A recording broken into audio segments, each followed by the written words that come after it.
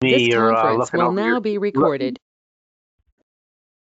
I'm sure if you're like me, you're looking over your shoulders at the coming months of 2019 with a little bit of trepidation and anxiety and and fear as well, because this is the advanced call, and you know, and all of us have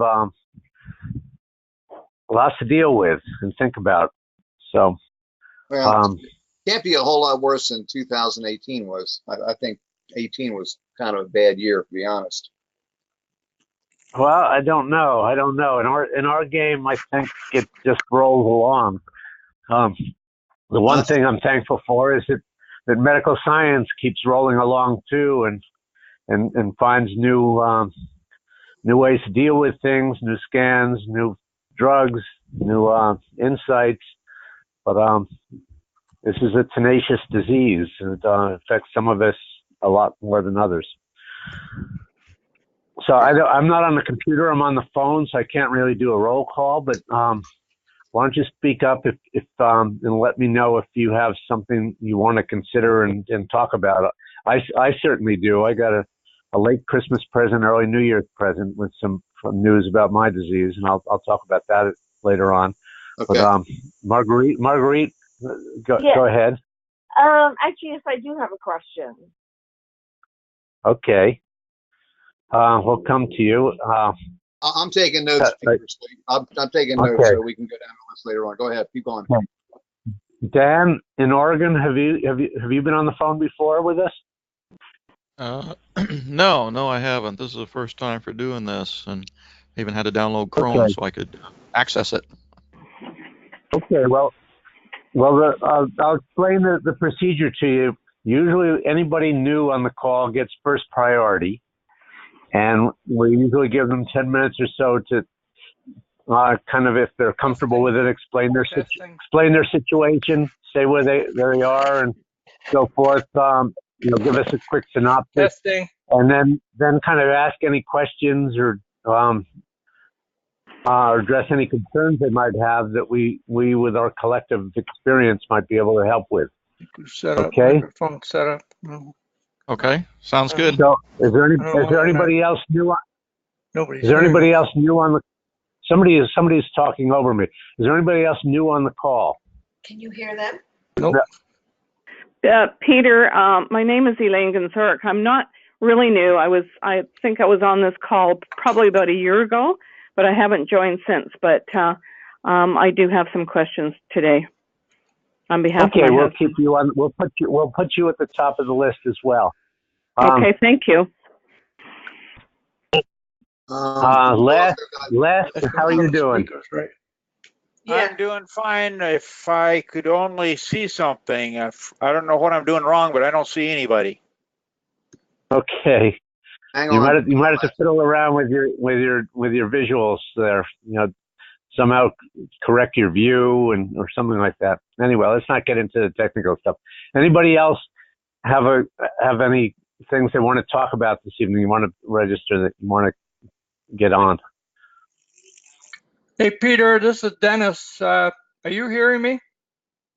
Yes, I am. Okay, I'm playing with I just got a headset with microphone here, so you're not going to see me on the phone and on the computer at the same time. Okay, I'm on a phone, so I can't see you anyway, but I know you.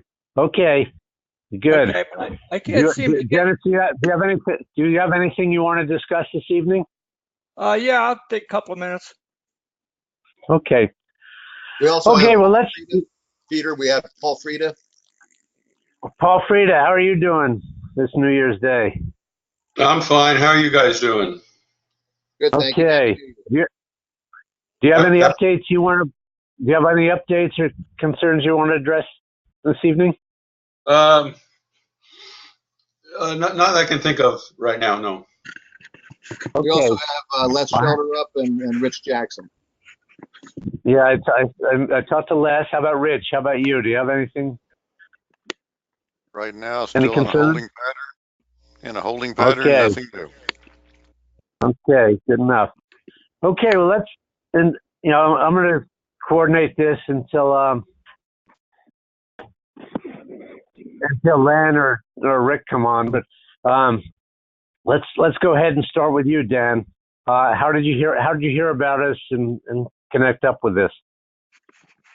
Okay. Well, I found it through us2.org. Just Good. looking for information. I was diagnosed in September. I have advanced because I have one met on my left femur as well as the prostate. And so I've started ADT, and 2 days from now I will do 4 weeks of radiation on the prostate and the femur itself for treatment protocol. So I'm just trying to learn everything I can, find out what's going on, so I have a informed decisions to make. I'm in Oregon, as it says, McMinnville specifically. I do have Kaiser Permanente, which is an HMO for my insurance. I am on Medicare. So I got all those issues to deal with. Sorry I don't have the visual, the camera thing figured out. This is all new, so I haven't gotten that yet, I don't guess. But so that's where I'm at. I'm just trying to learn everything I can. Know it's been beneficial to learn stuff, because when I do talk to the doctors, it's good to know that they're up to date and they know what they're doing. They talked about the different most current treatments when I asked questions about things like the Chicago study on low dose Zytiga, which I am supposed to start tomorrow. Not low dose, but Zytiga tomorrow, and other things. They were aware of it and they were talking about it. So makes me feel better to know, they're up to date and they know what they're looking at. So that's where I'm at. Okay. What did your biopsy show? What was your Gleason score, and what kind of tumor burden did you have? Okay. Well, I was hale and hearty and healthy and having fun until I went to the doctor, and he did a routine blood test, and I hate to admit it, but it was my first PSA test, and came back, and he called, and he says, your PSA is 43. And I said, oh, well, how high is it supposed to be? That's how much I knew about it. Yeah. And he said 4. And I said 4. Oh, did you say mine was 4.3? And he says, no, 43. I'm like, that's probably not good. And he says, no, it's not. So he sent me to the urologist. They did first thing he did is he did a second PSA. He says those numbers can be, iffy. So we did a second one. It was 41. So he did a biopsy. 2 cores were 4 plus 3. 3 cores were 3 plus 4s, and 1 core was 3 plus 3. So a Gleason of 7 is what that showed. Scans, bone scan, CT scan came up and showed 1 met on my left femur on the neck.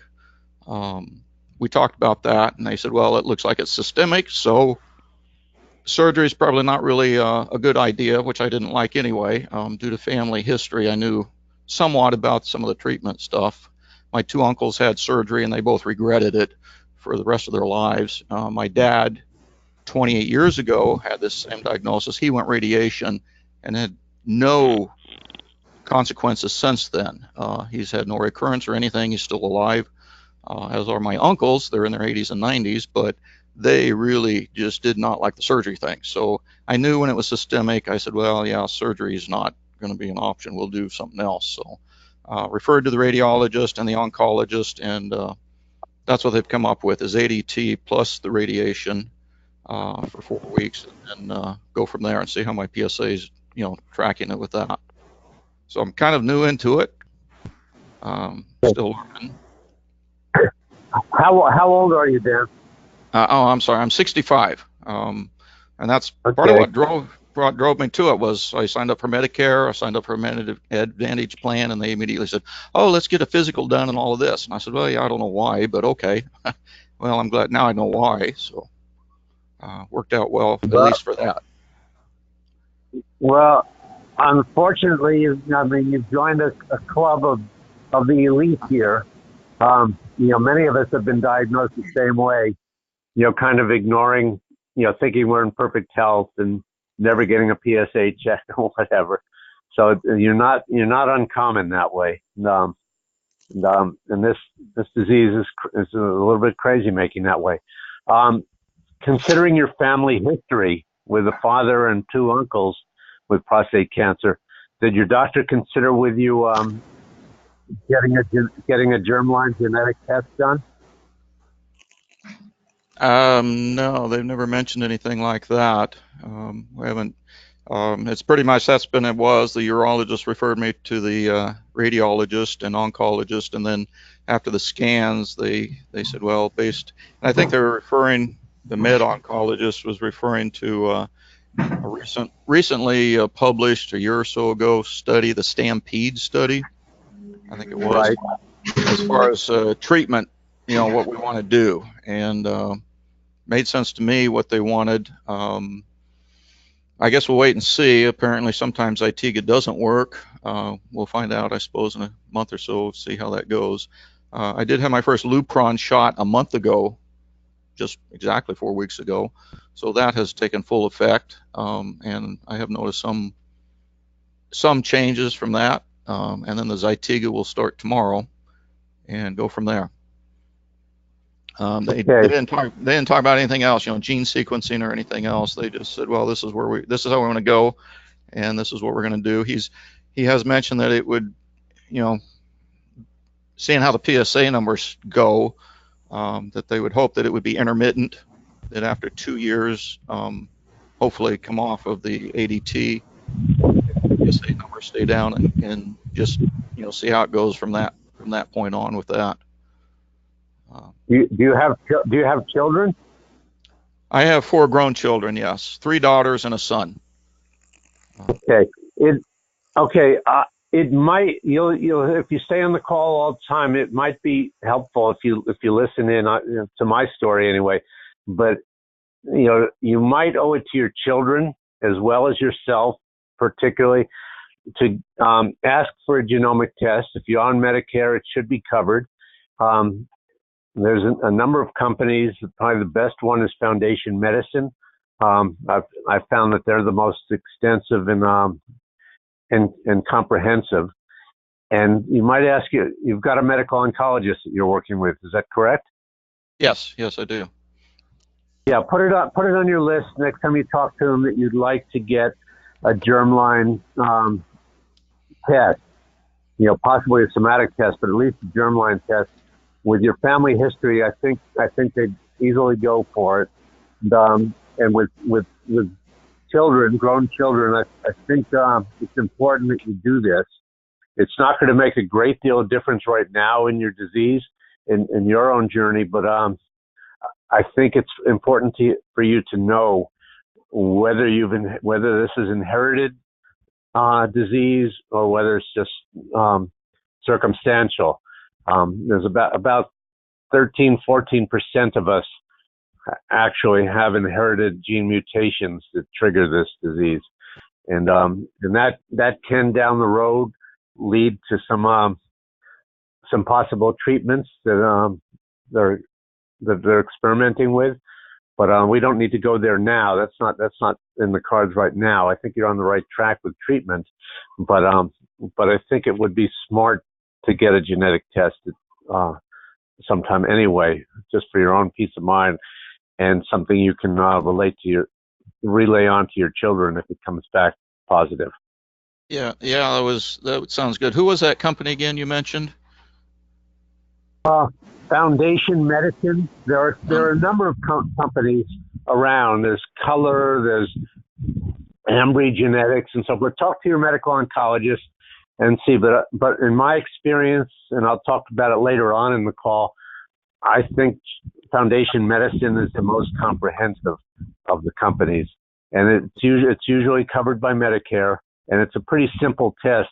In your situation, what they'll do is they'll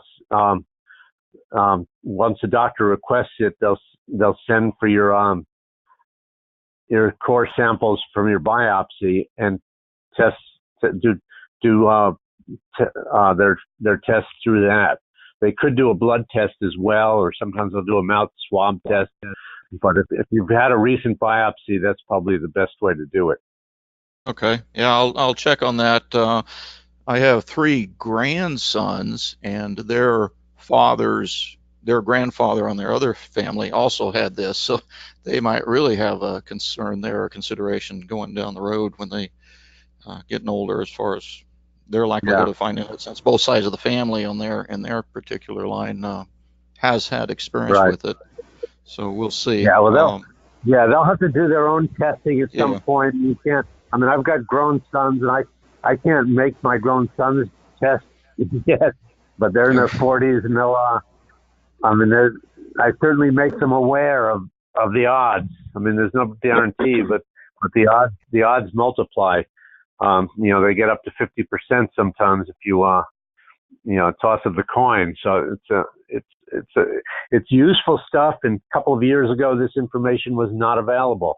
So it's a good tool to have with us. In terms of Zytiga, I just completed a year of Zytiga yesterday myself. There are many of us on the call that are on Zytiga. This was my third round with ADT in the last 4.5 years or so. And my first round was Zytiga, and I tolerated it real well. It didn't knock me for a loop. Your first time on androgen deprivation, on Lupron, etc., will knock you for a loop a little bit. It'll take your energy away. Your libido will go down to zero. I mean, that's the object, is to get rid of your testosterone, and that's what it does. And testosterone plays a big part in your life. So your muscle mass will diminish. Your libido will drop down into the basement. Your energy will be very low. But there are ways to counteract it. And one of the most important things that you can do, I mean, there are two things that you have in your control. And one of them, I'm hearing a lot of feedback on the, okay. Two things you have on your control are diet and exercise. And, I don't know if your doctors have talked to you about diet, but there's plenty of information about diet for prostate cancer diagnosis. And exercise is something you have to take control over. And just regular exercise, joining a gym or doing something to stay active every day is important, just to maintain the muscle mass and physical fitness that you have already. And also to, it'll help you emotionally and mentally to fight this thing. So I can't emphasize that enough, but it's vital. Right. Yeah, I've found that out during my research. Those are the two big things. I was a little surprised. My oncologist said, well, there's really nothing you can eat or diet change you can do that really matters, which surprised me because I found that's not necessarily the case. I have been now for a month on a plant-based diet. That means no processed meats, bacon, hamburger, that kind of thing. Right. I do have fish. I mean, I'm in the Northwest. We got to have salmon once in a while, kind of thing. Right. But no eggs or dairy. Actually working pretty good. I got to give credit to the vegans. They got some pretty good recipes out there to replace some of those things that otherwise I might have preferred. I did ramp up my exercising process. At least an hour a day, 3 days a week, sometimes 4, just again for that reason. I'd read a lot about that, and they said that really makes a difference with the side effects as well as the losing muscle mass, all that, if you can keep that up. So I have ramped that up so I've got a treadmill right here in the room that I can use for the exercise when the weather's not so great outside. So I was well aware that those two are big issues because I know the doctors they kept saying, there's these lifestyle issues, and the big thing they kept saying is keep your weight down. I said, keep your weight down. And I said, okay, all right, we can do that. I said, well, I'm about 10 pounds overweight. And I said, no, you're not. They said, trust us. You're not overweight, even though, the ideal weight thing says I should lose another 10. They said, trust us, you're not overweight. They said, compared to some of their patients they see, I guess. So, but yeah, I was made well aware of those things to keep on top of that. Right. Well, try your best. Try your best to lose a little bit of weight anyway, because you will find that the Lupron and Zytiga will put weight on you, and it's pretty hard to fight it. Most people gain around 10 or 15 pounds, and it's right around the gut, and I mean it's going to affect your image. It's going to affect your morale. But do your best to really watch your weight. especially early on now, because you will start noticing a difference. Again, with testosterone going down, you'll tend to put on some extra weight, and if you can avoid it, it'll be great for you. But it's a tough one. Hardly anybody can really avoid it. Right. Yeah, I've been trying to, I've taken off about 7 pounds in the last 2 months, even right after the diagnosis, trying to get it down, because I knew, these medicines will tend to kind of make the weight want to come back up. I kind of understood that may be an effect, so I wanted to say, well, get on it before I get there, and hopefully get it down. So keep trying on that anyway. Okay, so probably some of the other guys have some questions. Let me ask you one more question here. I know McMinnville's kind of in the woods, from what I know of it. What kind of medical facilities and doctors do you have access to? Do you feel comfortable with them? You feel you're getting the best expertise, or are you traveling to Portland or someplace else to get help? Yeah, well, I have my Senior Advantage plan I got through Kaiser Permanente. I don't know if you're familiar with them. They've been an HMO around for like 70 years. They've been an HMO. Honestly, when I started checking around here in our local area, the first thing I'd call the doctor's office, the first thing I got asked was, well, who's your insurance? I said, well, I'm on Medicare. Oh, I'm sorry, we're not taking new patients on Medicare. I got that from everybody. They didn't want Medicare patients. So that's one of the reasons I signed up with Kaiser. Their doctors don't care who's paying the bills. They treat patients and they let the billing, somebody else handle that. I do have to travel to Portland. That's where their oncology facilities are, is up in Portland. It's 45 minutes from my house on a good day if there's not too much crummy city traffic. So I do go up there to meet with the doctors.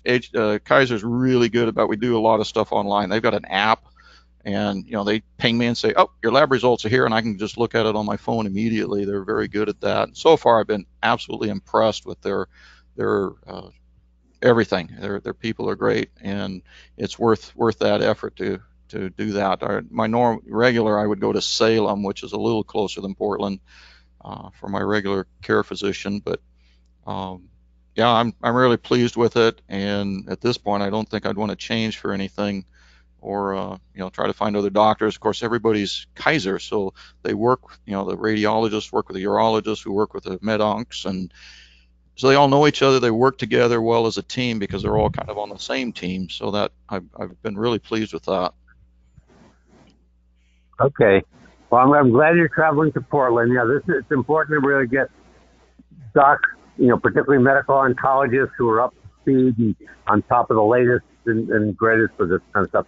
Anybody else have some comments for Dan here, or questions for him, or thoughts? Oh, actually, I have a question. Dan, did you say that are you on the full dose Zytiga or the quarter dose Zytiga? Well, I'm going to start the Zytiga tomorrow, and I've been on the fence about that. I read the Chicago study a lot, and I talked with my medical oncologist about that low dose thing. I really wanted to go low dose, but it's because the full dose, the 1,000 milligrams it's fasting, that sort of thing, which is a little more problematic, I guess, for day in, day out. But of course, as a doctor, he has to prescribe the 1,000 milligram dosage and suggest that I stick with that. The Chicago study on the low dose, the 250 with a diet, with a meal, it was a short-term study.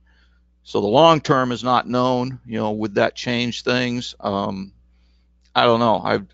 I'm probably going to go with the 1,000 milligram, the full dose, at least initially, to see how it goes, see what the response is, how my PSA number does, and so forth. I'd like to do the 250 just because in my unscientific, unmedical mind, less medicine means likelihood of lower impact of side effects.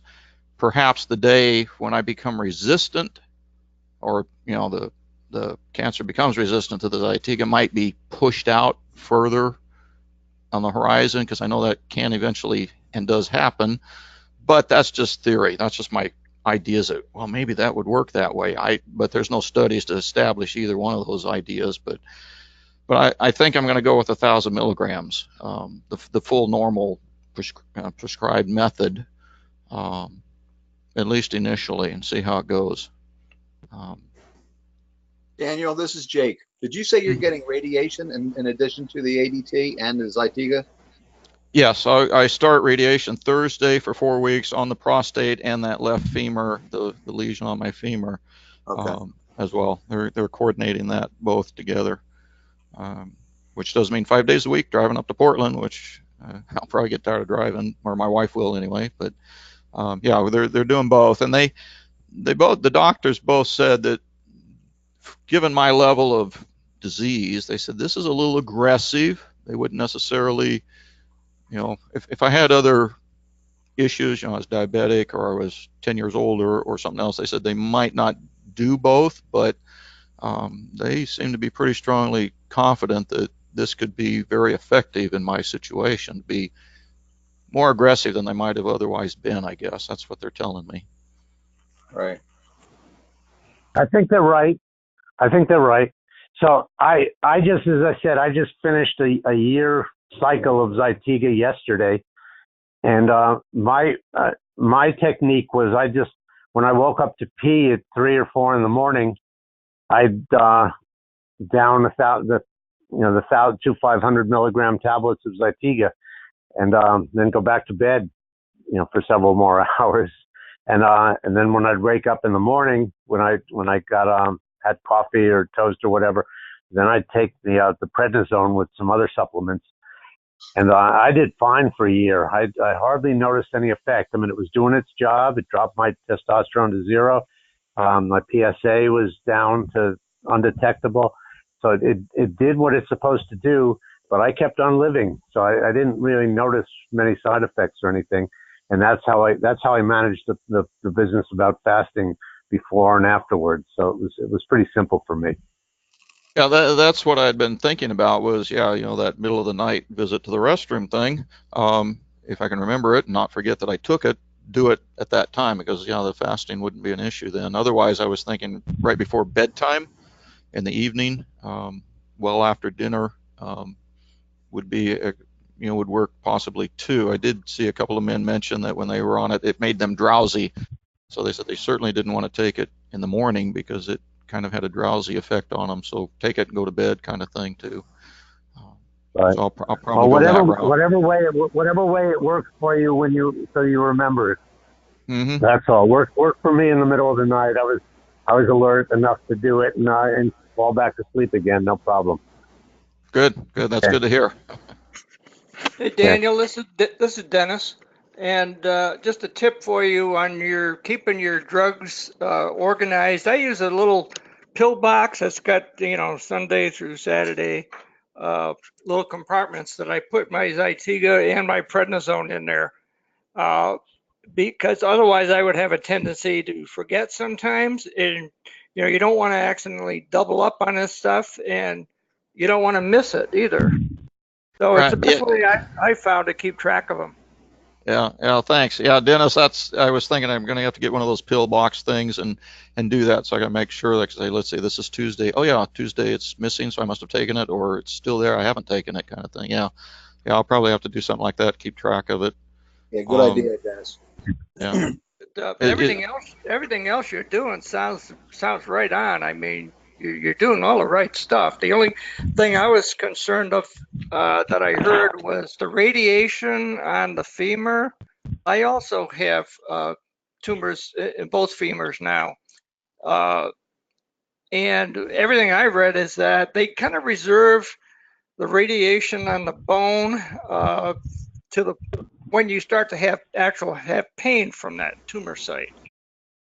I didn't know they were doing radiation unless there's something new on the bone, unless it's a pain issue.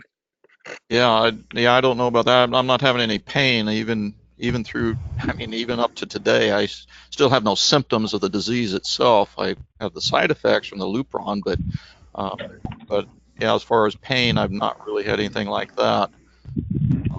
I don't know. Maybe that's why he was kind of thinking it's a little more aggressive than they might otherwise do, is that, yeah, they would otherwise wait until there's pain and then have to address it.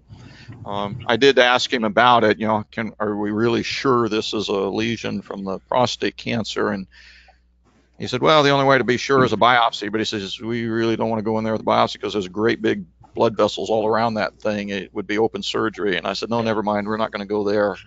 We'll just take it on faith that it is. I don't want to go into open surgery, risk infections and that sort of thing needlessly. So yeah, that's what they wanted to do. Now he says it's only going to be 3 or 4 times that they'll radiate the femur. He seemed to, and not unlike the prostate, which will be 4 weeks. He said only 2 or 3 or 4 of those visits will they actually have to do the femur itself. So yeah. Anybody else on the call that's heard about using radiation on the tumor in the bone prior to having a pain event with that? Yeah, I have several friends here on Maui that have done that, and it's been effective. Oh, good. Yeah, Dennis, this is Lynn. I think they're getting more and more aggressive over the past few years, and it's probably why they wait for pain. I suppose another thing you could do, Daniel, is if you were willing to hold off on it. Sounded to me a little bit like your doc wasn't 100% sure it was an actual lesion in the femur, so they could wait a few months that you're on ADT, and if it shrinks, then you absolutely know it's a metastasis. If it doesn't change at all, could very well be something other than a metastasis. Yeah, well, he was pretty confident of it because I asked him. I said, well, how sure are you? Are you 90% sure? He says, well, I'm 85% certain. And the reason I brought it up to him was 48 years ago when I was in high school, I had a benign bone spur removed from that same femur at the other end of it, down by the knee. And I said, well, is there a chance that could be part of that or anything? And he said, well, no, not really. But he said, short of a biopsy, we wouldn't be certain. And I said, well, okay. And he says, and he did say, regardless, he says, we still want to treat it this way. We don't want to change because it's likely systemic now, and we want to go this route anyway. And I said, well, yeah, I'm not going to do surgery. We'll just treat it and go with it. And it didn't sound like it would be too much of a issue to have it treated and move on. So, yeah, we'll see. I don't know. But I said, well, I need, I'm not retired. So I've got work, and starting February, my workload gets very heavy. So that's why I kind of said, we need to get this done in January. Got to get this done soon now. They were kind of not in a hurry. And I said, no, we got to get this going because I'm going to get busy and I won't have the time to do this. So I said, let's just go ahead and take care of it for now and see how it goes. Peter, we should probably move on. We have Dan, if you're comfortable with it, we have a reminder. We have a mailing list where we remind people every 2 weeks about our call. And if you're comfortable with it, are you on the computer or on the phone? I'm on the computer. Okay, if you could put in the chat box, probably to Len or something, or anyone, put your email in, and we'll put you on the mailing list. And Jake, maybe you could pick that up and make note of his address and get it on there, or Rich Jackson. Okay? I'll do that. Because we meet every week, and we'd be glad to help you as much as we can. Okay, sounds good. Thank you. Before we go on, we have two people. Just a second before you leave. This is Rick. I just pulled in. I'm driving back from Tucson, guys. Hi, everybody. Happy New Year.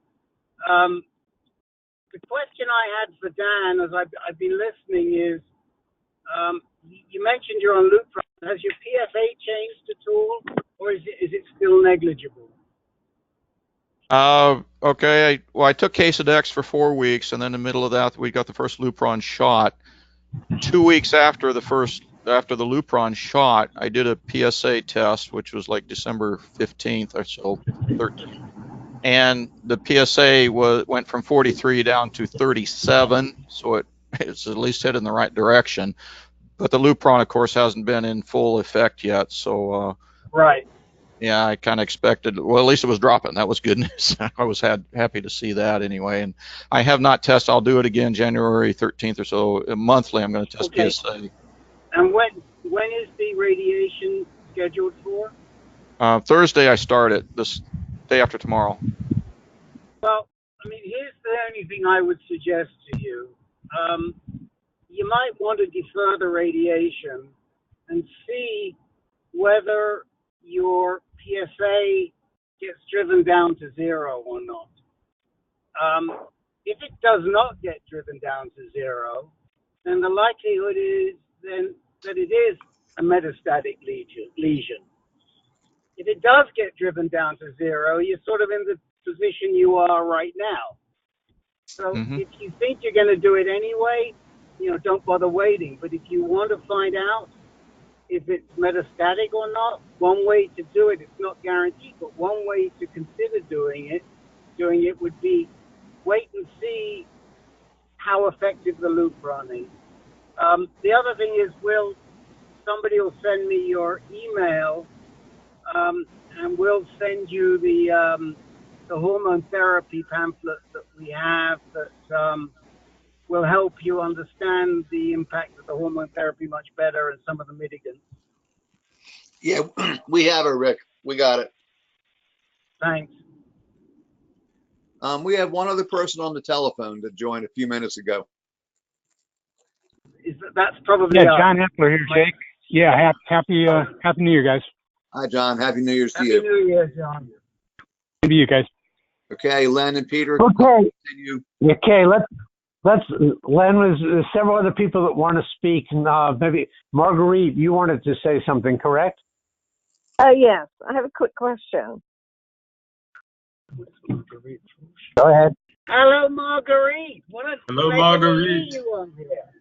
Hi there, Rick. Happy New Year. And the same to you, dear. Thank you. Go ahead, Marguerite. Oh, okay. So my question is there a certain point in ADT treatment where when you decide to go continuous versus intermittent? And of course, I'm talking about Tony.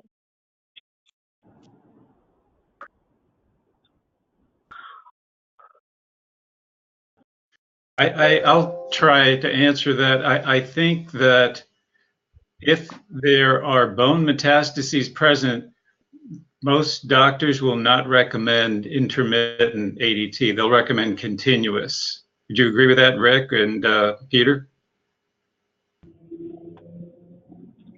Yeah, I would. But I mean, you are, Len is really the authority on this because he's been wrestling with this very issue himself for a long time. So, Len, you give Marguerite your 2 cents.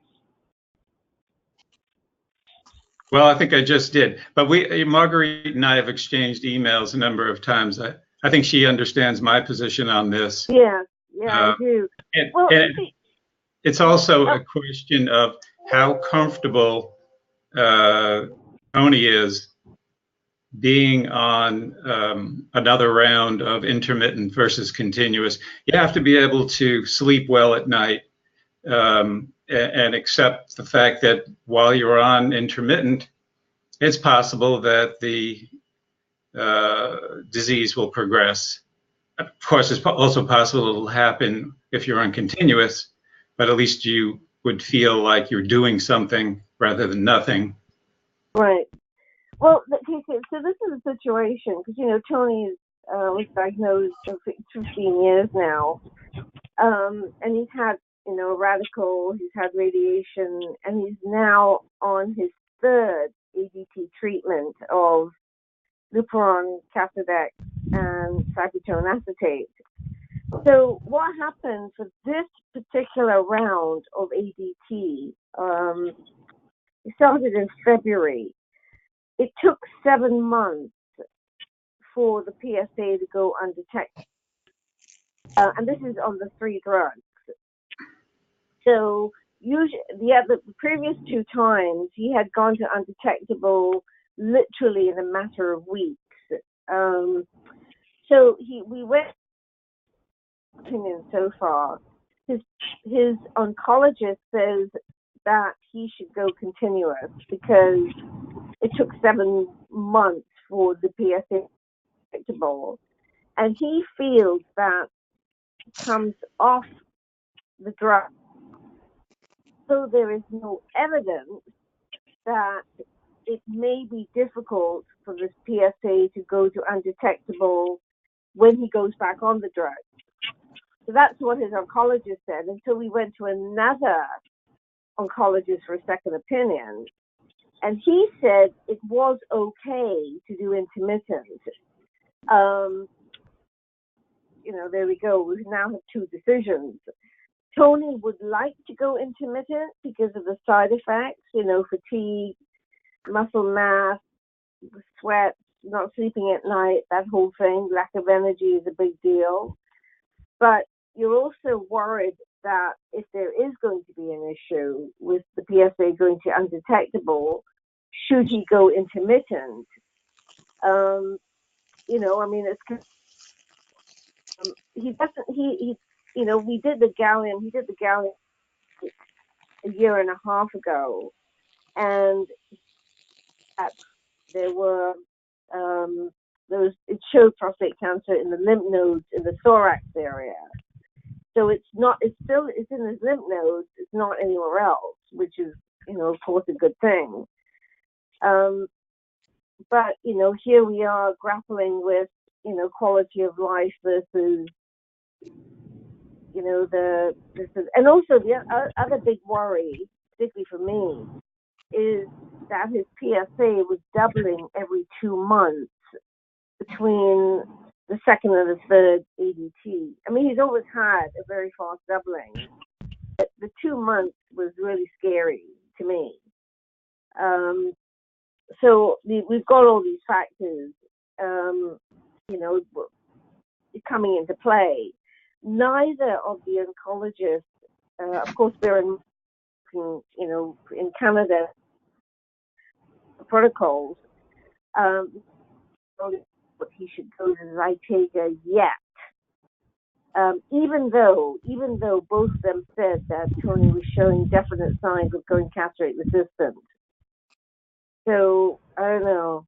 That's what I'm hoping you sort of give me an opinion on what you think you should do.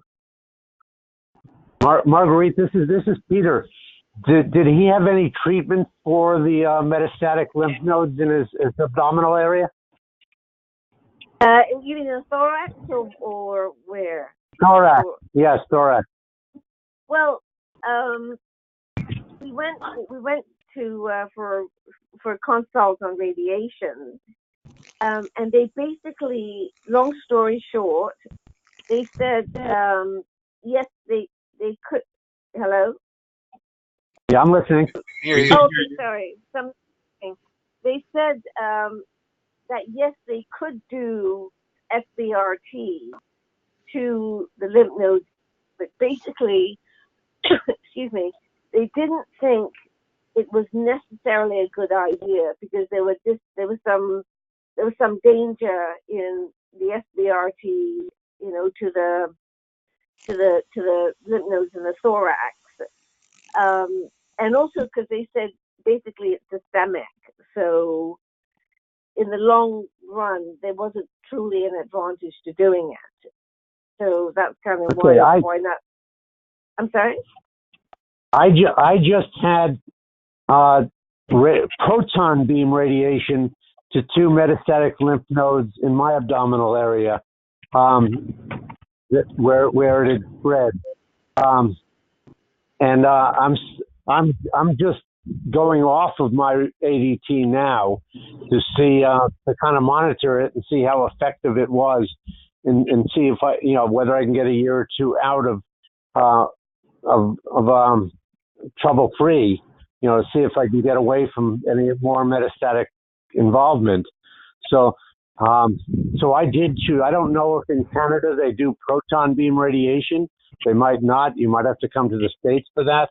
I also had the option of doing. I went to UCSF and they suggested doing SBRT, so there was an option. If he's only got a couple of lymph nodes, it's considered oligometastatic, and it is treatable. You know, and it is possible to treat rather than leaving it untreated. So, beam to the abdomen area. No, actually, I don't know if they do proton. It wasn't mentioned. We just talked about SBRT. Yeah, well, take a look at it. Maybe they do it in Vancouver, or I don't know. I'm not sure about the facilities in Canada. There are only about 3 dozen of them in the States. Not every place has it, but so my treatment was specifically to those lymph nodes. It wasn't general abdominal radiation. It was specifically targeted to those 2 metastatic lymph nodes. So Tony, I think, has about, when he did the gallium, I think, if my memory serves me right, I think there were about 6 lymph nodes in the thorax area, into the heart and lungs and other vital organs. Okay. Well, that might be over the limit. Usually they consider 5 the limit for oligometastatic and where they will treat, but I don't know. I mean, you'd have to go and look at it and really talk to some expert radiation oncologists about this. Rick might have some opinions about this too. I will investigate that. Yeah, I mean, the only thing I would say is, whilst proton beam may be one option, I know that Peter also looked at SBRT. I mean, it doesn't have to be proton beam. I mean, in the right hands, it can be SBRT as well. I mean, the issue is more not so much what type of radiation you use, but whether you should get radiated. And, you know, Peter is probably as good as anybody to talk to. And Peter had already had adjuvant radiation, and then decided to do the second lot of radiation solely to the abdominal lymph nodes. So don't get too hung up if you cannot find proton beam, and you know, if you want to stay in Canada.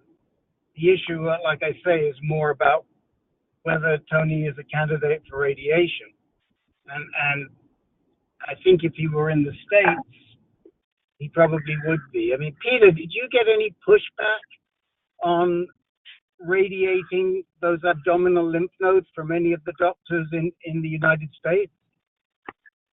No. My oncologist, everybody said go for it. Peter Carroll said go for it. I mean, right from the get, as soon as I had my gallium scan, they said, you know, this is treatable, go for it. So I was encouraged.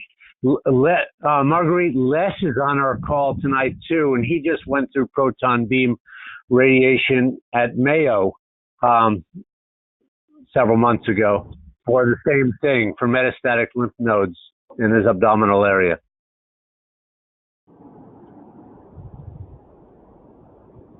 Let's speak up. Les, do you want to say something?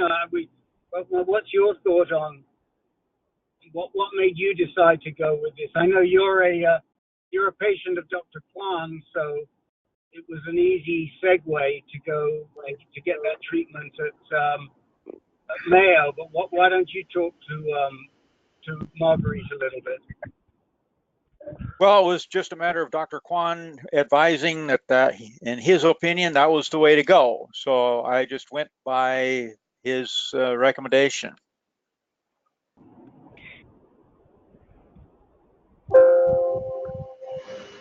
Les, did they tell you how many positive lymph nodes you had? If they did, I do not recall. But you don't recall if it was more or less than 5? No, I do not.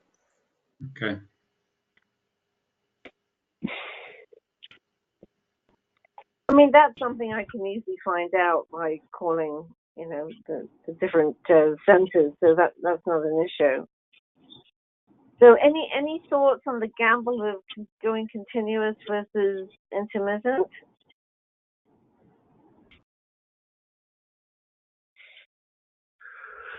Well, I think I understand the quality of life thing. I mean, this is why partly why I've made my decision to take a holiday as of today.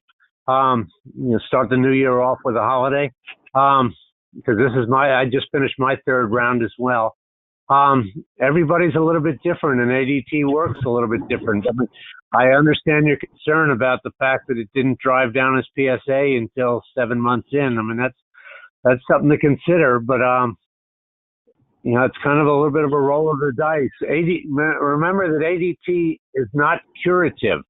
It's not going to cure the prostate cancer. So, from my standpoint, taking intermittent path is okay. And I figure I can always go back on it. And I figure at some point I will go back on it if it raises its ugly head again. But for now, I'm going to go off and just keep monitoring things. But it's I don't know. Jake's been on ADT for many years now, and he could probably weigh in on what the long-term experience is.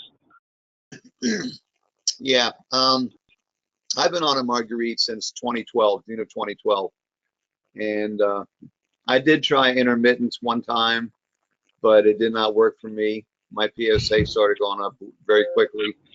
I never had a chance to recover from the effects. Everyone responds to ADT in a different way. Some people have a lot of side effects. Some people have very few. I didn't have a whole lot for the longest time, but they do, in my case, they tend to be cumulative. So I've gotten more fatigue lately. I was never a muscle man in the first place, but I've lost even more muscle, over the years. My legs are weak, and my balance is bad.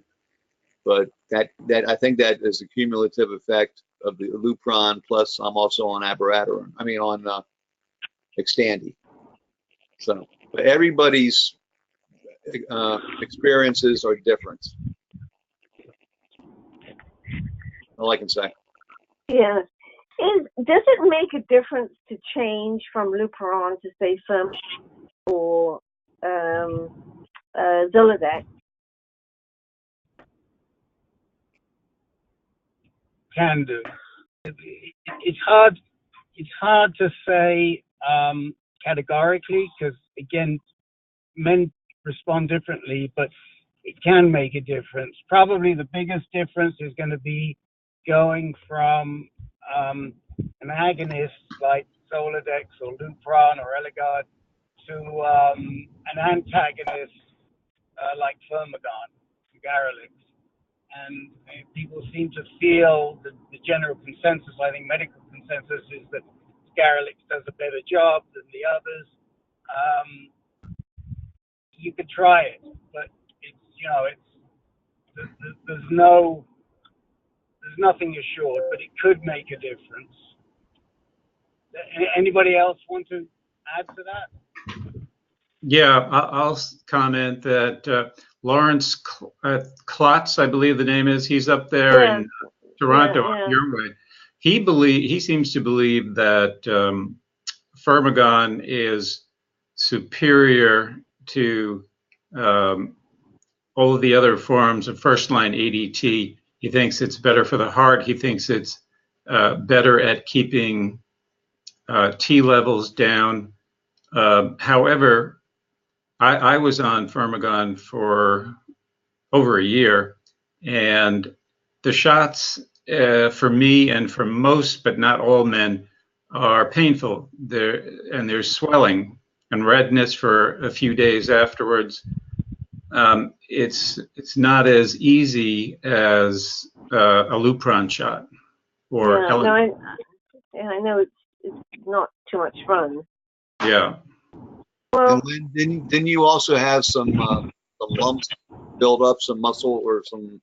Yeah, you get a buildup of these little hard fibroids underneath Yeah. the skin in your lower abdomen where they give the shots, and they dissolve extremely slowly. Like it takes years. Right. I had the same. Marguerite, I wanted to ask, what was Tony's Gleason score? he was a 4+3. Yeah. So, okay, personally, I think that changes the equation as to whether or not to go forward with ADT. I think a Gleason 7, even an unfavorable 7, gives you more latitude to go on ADT. It's not as aggressive as Gleason 8, 9, or 10.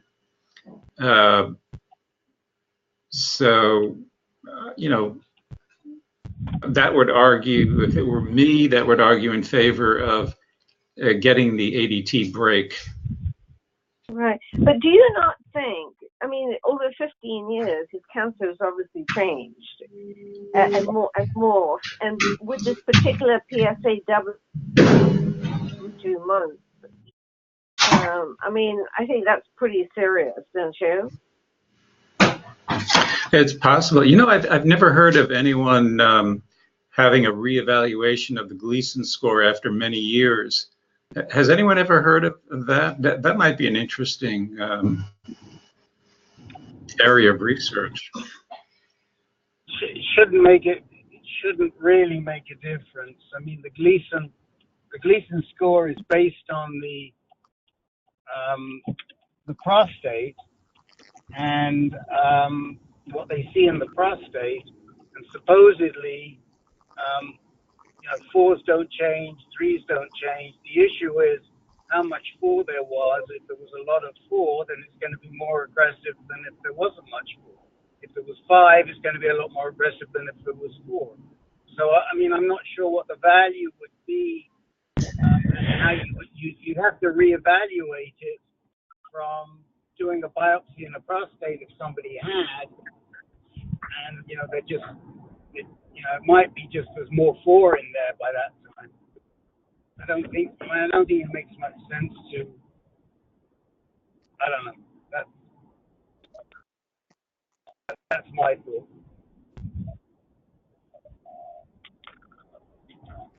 Well, I appreciate the feedback. It gives us to ruminate over. But yeah, appreciate that. Thank you very much. Marguerite, I think, to summarize, so much of this really is to do with Tony's state of mind and where he's happier, because there is no right answer. I think if he decides to do intermittent again, you've got to do exactly what you did before. You've got to keep a real close eye, monthly PSAs, watch that doubling time. If that doubling time is starting to move real quick, then you've got to get off. I mean, I don't think there's a lot of harm in doing the intermittent, provided you're monitoring it very, very closely. And if he feels better about doing it, I think there's the answer. But I do think that if it were me, based on the experience of Les and Peter, I would be looking at whether it's worth getting those high up thorax abdominal lymph nodes radiated. Yeah, I agree with you. Okay, appreciate that, Rick. Thank you. Sure. Okay, since I'm on the 5 minutes, Jake, who else mentioned? Was it Elaine up in Canada? Is that Yes. who it is? Elaine who had has something? Yes, I'm still here. Oh, Go ahead, Elaine. go ahead. Yes, Go good ahead. evening. Yes, good evening, everyone. Appreciate your time. I haven't been on the call for over a year probably, but my husband, David, I'll just very, very quickly, he was diagnosed in 2009, had a radical in 2010 along with radiation. He was on Firmagon intermittently, starting in 2013, and then in 2015 he went on Zoladex continuous. It happened last year in July of 2017, an unusual situation of where he developed metastases in his left ureter. They thought it was urothelial cancer, and after the surgery, they realized the pathology said it was prostate cancer. Thankfully, the pathology showed no spread, but they said that this was a very unusual situation. His PSA was down, and then it slowly was starting to go back up. There was a bit of doubling starting to happen. Scans all came back clear. So based on the Spartan and Prosper trials, the oncologist decided that we could try Xtandi. He started Xtandi in April of 2018, and initially the PSA dropped from 15 down to 10, and it kept going down to about 3.5. And then in July, it slowly started going back up. And in December, it was back up to 5.2. Unfortunately, when he had more scans done, the bone scan and CT scans on his thoracic and pelvic all came back clear, but they're showing 2 suspicious lesions on his liver. And in talking to several different medical oncologists, they're recommending that the next standard form of treatment should be chemo, docetaxel. And one of the oncologists is offering a phase 1b/2 trial for a combination of Keytruda and docetaxel.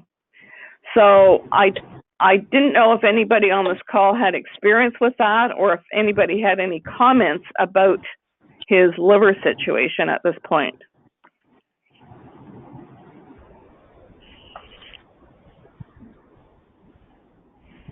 Where else, other than the liver, did you say that there were other soft tissue metastases in the past or not? No, other than they found a mass in his left ureter last year. Originally diagnosed as urothelial cancer, but when they did the surgery and the pathology, it turned out to be prostate cancer. Yeah. Right. So, and what was his original Gleason? 7, 4 plus 3. Well, I'll kick off and then try it out. I mean, my first thought is that he obviously needs more systemic treatment than the second-line anti-androgen is delivering right now. Which one did you say? I'm sorry, I'm driving, so I'm not able to take notes. Yeah, no, he's been on Zoladex, and as of April this past year on Xtandi, but the Xtandi has not kept his PSA down. Okay, yeah, got it. So I mean, I would say that probably a very good thing to do at this point in time. But I think that I'd also be wanting to get sequenced. I think I'd want to get more information if I could. First of all, and certainly before he goes on Keytruda, I would want to do that. Do you have any history of cancer in your family? No, not that we're aware of. He's an only child, and his father died very young. We're not aware of that. No. Okay. So, I'm not sure that a germline test, which tests for inherited genes, is going to tell you that much. No. But what you could do is a biopsy of the liver met. It's relatively easy, I believe, to take a liver biopsy. And, well, we've looked into that, Rick, and the radiologist, the initial thought was that the lesion The lesions are so small, they're under an inch, one. Secondly, one is close to the rib, and they thought it might be difficult to do. I think what might be planned is they would do an ultrasound, and if they felt they could do a biopsy, they would do it on the spot. But at this point, they're not confident they can do one. And that's the concern. Well, you see, the reason I'm suggesting it is, and does he have any other lesions anywhere else? No, Right no. now that you- There is nothing else How long evident. ago- David how is long 70. ago was- I'm how long sorry? ago was the- How long ago was the urethral? That was removed? July of 2017. Well, here's the thing. We do know that Keytruda is more likely to work when certain markers are present. And if you can get a biopsy, it's going to give you a much better indication rather than diving blind to the immunotherapy plus this dose effect. Right. I think the concern that would concern me is that there are reports of significant side effects when you're combining the immunotherapy with the dose effect. It's going to affect some people, it's going to affect other people. But you're opening yourself up to fairly serious side effects. I mean, I've got an email in my inbox right now from a guy who runs or who's part of the support group on the peninsula in Northern California, who's telling me that there are 6 instances of men he knows from pembrolizumab, Keytruda, who have had serious side effects. Now, I've known a bunch of guys on Keytruda and they haven't had any side effects. But the fact is that there are side effects with all of these. He's almost certainly going to have some side effects from chemo, because I don't know anybody who has not had side effects. Some people have a lot worse than other people. So to double up on those side effects when you don't even know if you're going to be receptive to the Keytruda would concern me. Right. And I would have thought that part of this trial, if it was being run properly, would be to check certain measures like the MSI and the tumor burden, and the other one, MMT, and see see what those levels were before exposing the patient to Keytruda. Yeah, I'm not familiar with what those biomarkers that you just talked about at all. And now Marguerite was telling me that there was a fellow from Roswell, a doctor that's been on the Keytruda trial. I think Professor Bill was on. Yeah. Is Bill on the call tonight? I don't think that we would have heard from him. Len, Bill isn't on the call, is he? No. Well, Can't hear you, Len. I mean, but the answer is no. Yeah, Bill has done Keytruda. But again, I mean, Len, why don't you just give a quick rundown on the MSI and the MMP and the MTB, because I think you know a little bit about it, right?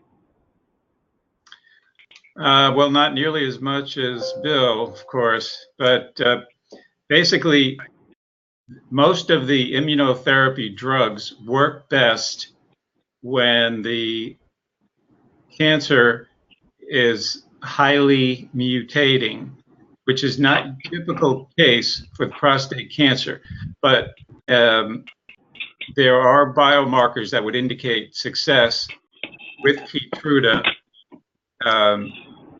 The MSI-H for high, which stands for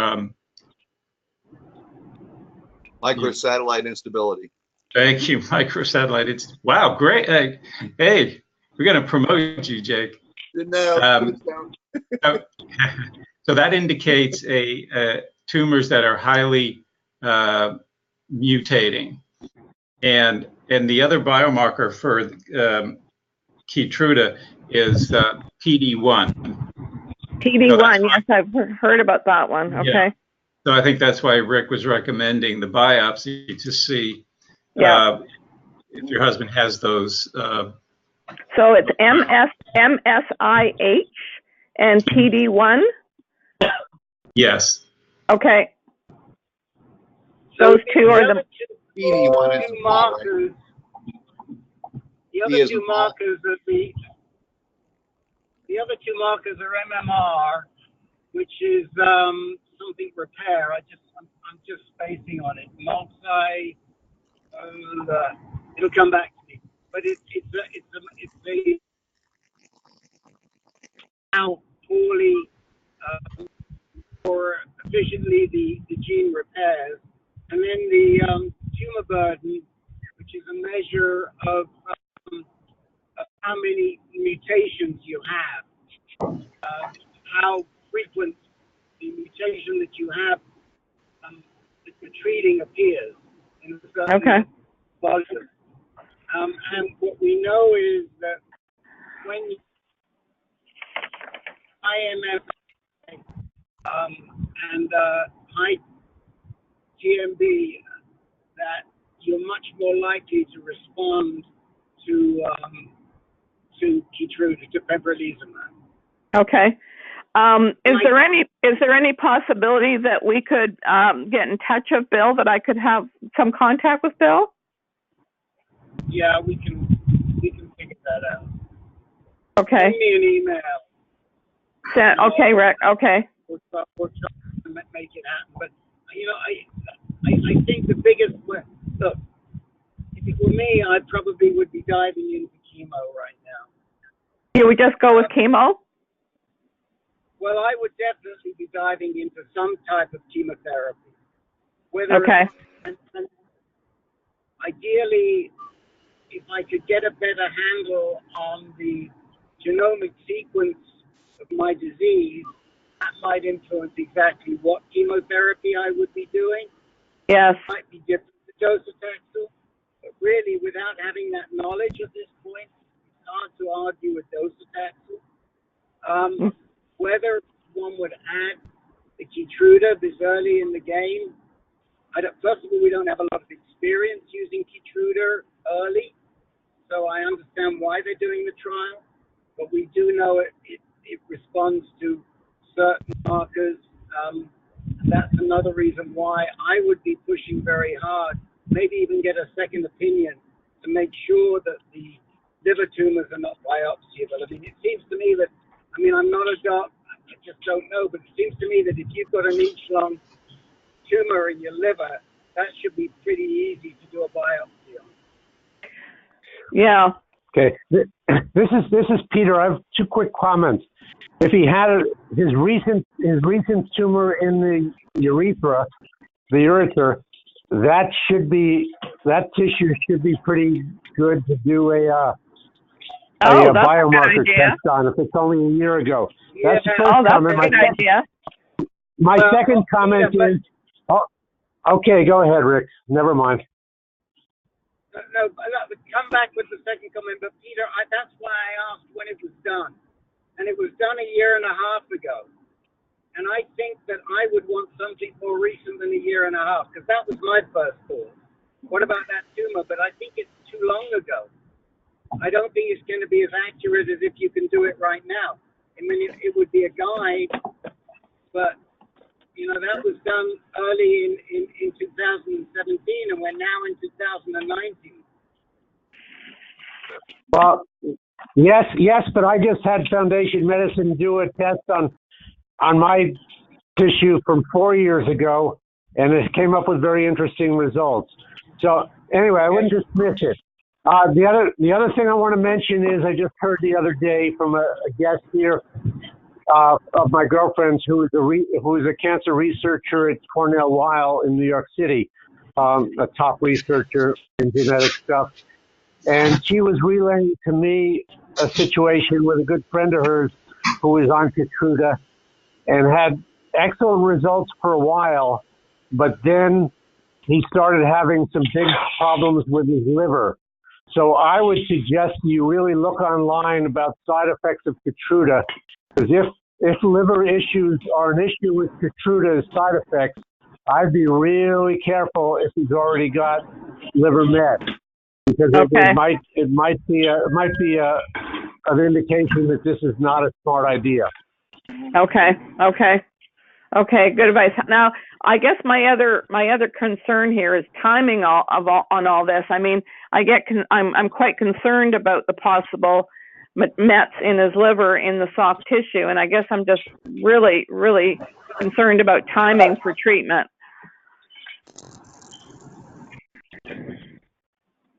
Well, I would say do not delay. Liver metastases are not sorry to say, generally do not have a good prognosis, so you don't want to waste any time treating it. Okay. I mean, which is sort of why, I mean, I said, if it were me, I would probably be diving right into the chemo, because that's a really good possibility right now. I think if it were me, I would be really pushing to get a recent biopsy, and if I couldn't get a recent one, I would go with the tissue from 2016. Yep. And I would have that analyzed, and then I would have in the back of my mind that I would be open to starting some type of chemotherapy pretty quickly. Okay. Thank you very much, everyone. Sure. Glad you could join drop us. me a note, and I'll put you in touch with Professor Bill. Okay, thank you very much. I'll do that, Rick. Thank you. Okay, Dennis wanted to talk. Peter wanted to talk. I don't know about Len or John Appler. I think Paul Frieda had something as well. No, I had nothing for me tonight. Thanks, Peter. What I thought. Okay. Shall we go to Dennis? Good. Dennis and here. then Peter? I'm here. Can you hear me? Yes, we can. Good. I'm not used to using this headset thing, and I'm just first time I'm using it. So, You sound totally different, Dennis. Pardon? Your voice sounds totally different. That's because I'm not on the phone. Yeah. It sounds different to me too, because I have these things over my ears. I don't know if I'm talking loud enough or. Another relatively new issue for me is hearing loss. Actually, more hearing loss. I already had hearing loss to begin with before my treatments, which was the chemo with the docetaxel. And it was suggested to me that I get a hearing baseline before I started those treatments, which I did. And then just recently, my hearing aids that I've had for about 10 years were starting to give me some issues. So I said, it's probably time to go back, get another audiogram, and see if I need some new hearing aids. And lo and behold, they found, and I went to the same place I had the audiogram done before. I've got a new losses of anywhere between 5 to 10 dB at the low frequency of 250 hertz. And then I've got losses of 5 to 10 dB, and this varies from ear to ear, but both ears I've got the losses at more in the voice frequency, 3,000–4,000 hertz. And I know I did some reading, and it is very possibly associated with the docetaxel cytotoxic type of chemotherapy. It goes after the nerves endings, and the hearing is one of them. But I don't know if it was been associated with anything from the ADT, Lupron, and the Zytiga. Have not heard anything about that. But so I have ordered some new hearing aids as a result of this.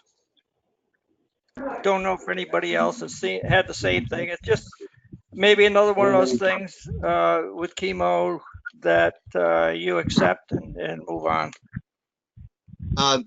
Dennis, this is Jake. I do know that hearing loss can be a side effect of Xtandi, and it's one that you should report to your doctor.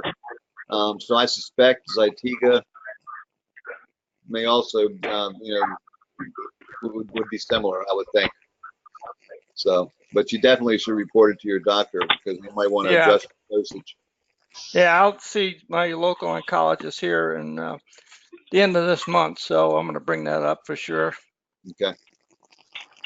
Dennis, did you ever, or are you still taking any ED drugs? Never did. Okay, because they can cause hearing loss. Yeah. Yeah, this is a permanent loss. Yep. These losses I had are permanent.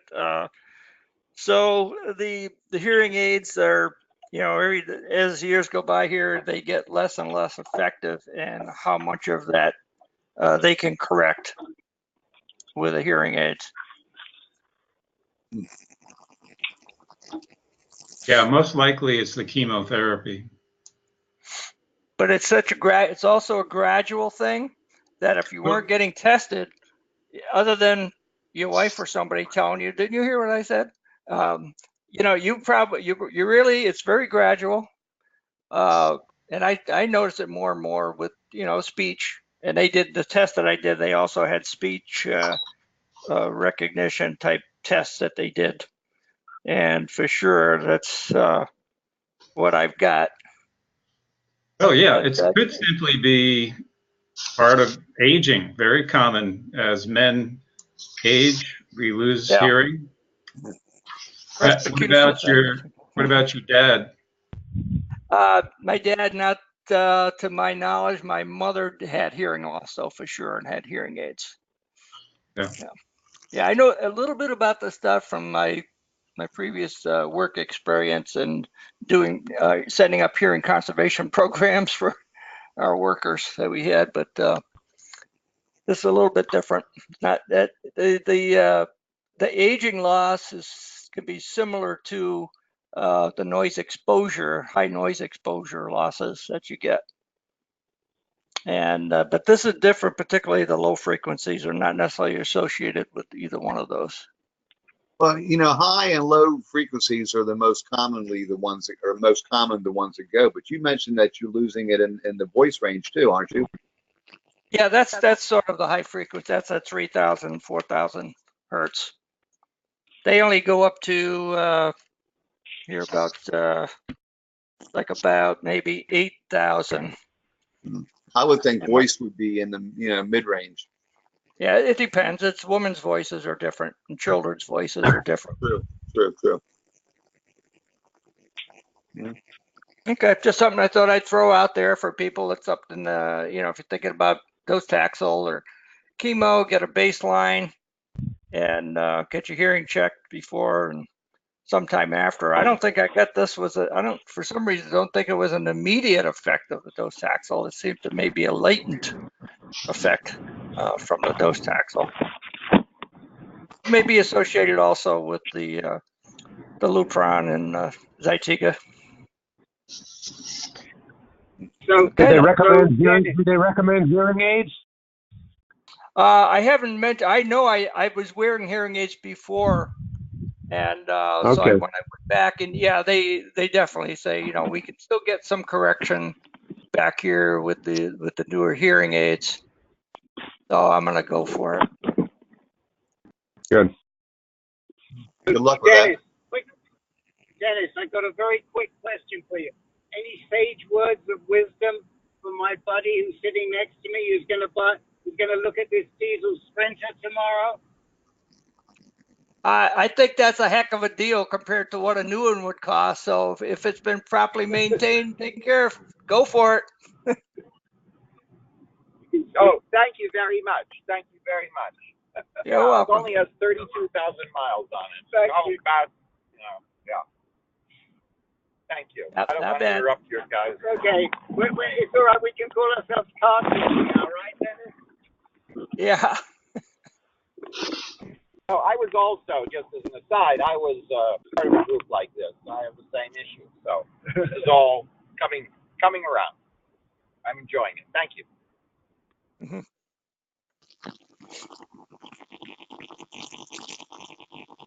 All right, should we go to Peter next?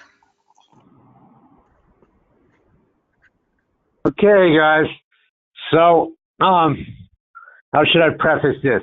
I think all of you know that I did a genetic test at UCSF through Ambry Labs several years ago, and it picked up a genetic mutation in my MSH6 gene, which categorized me as having Lynch syndrome. And I researched it, looked into it. It showed like a 1% of all the genetic markers for prostate cancer.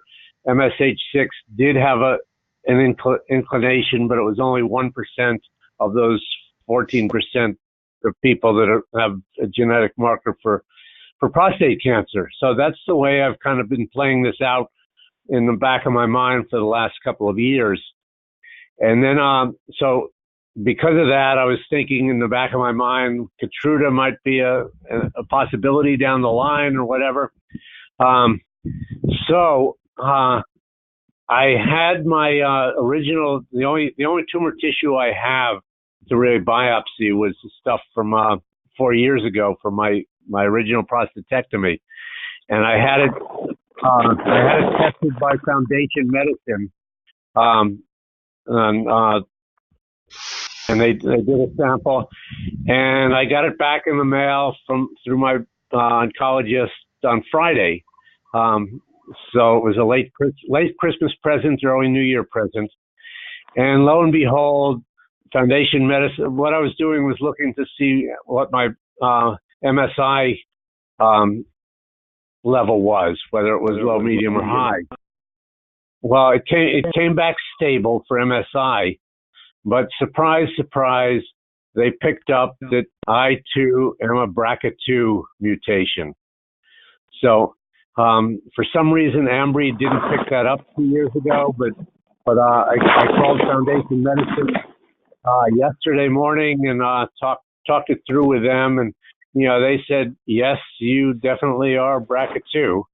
So now I've got that on my plate as well. I've got a double mutation, and we'll see where we go from that. I have an appointment with my oncologist in a couple of weeks, and I'll kind of talk it through with him and get his perspective on things. My MSI, as I said, is stable. It wasn't high. My PDL1 is low. So I don't know if that's going to preclude anything like olaparib in the future. I don't know. I don't know where we go from here, but I'll keep you guys informed. As I said, yesterday was my last dose of Zytiga. It was a year long. I let the prescription expire, and I finished it yesterday. So I'm officially on intermittent, although I think my Lupron doesn't officially run out for a week or two.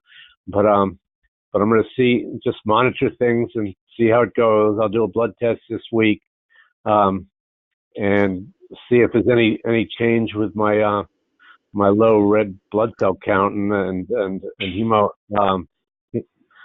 hematocrit and hemoglobin count, which was low last time. Anyway, so I'll let you know. I'm still feeling pretty good. And, I'm not concerned about this, but it is certainly new information to go into the new year with.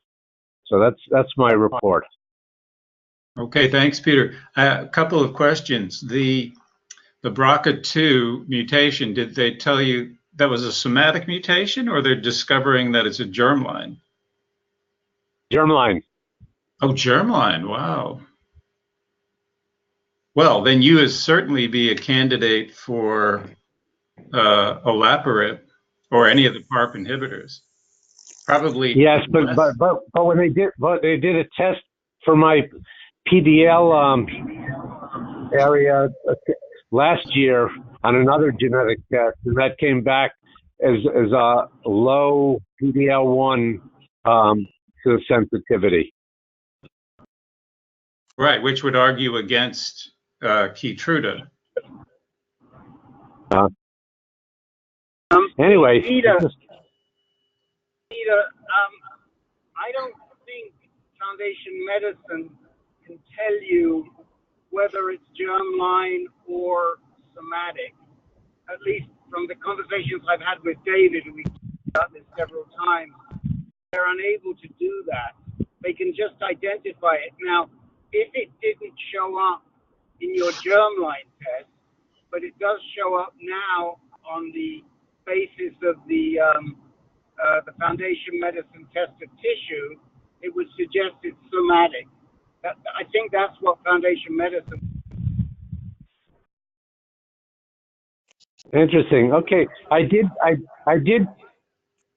talk directly to Foundation Medicine on Monday and asked them that question. I got the indication that it was germline, but I will check further into it when I talk to Dr. Turner in a couple of weeks. When you said, did they specifically say it was germline, or did they? I mean, I thought they did when I asked them that question, but I will check into it more. I've got pages and pages of stuff that I haven't waded through yet. Why don't you do this? Give David a call. He'd be happy to speak to you. And okay. Send me his. No, text it to me. I will. I'll send you his number. Call him, because we've specifically talked about whether it's identifiable as to being somatic or germline, and it's only identifiable from deduction. Okay. So the other.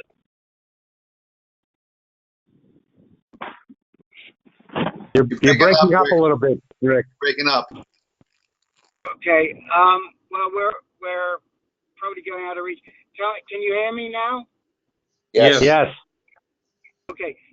It opens up a whole bag of. We lost you again. Can't hear you again.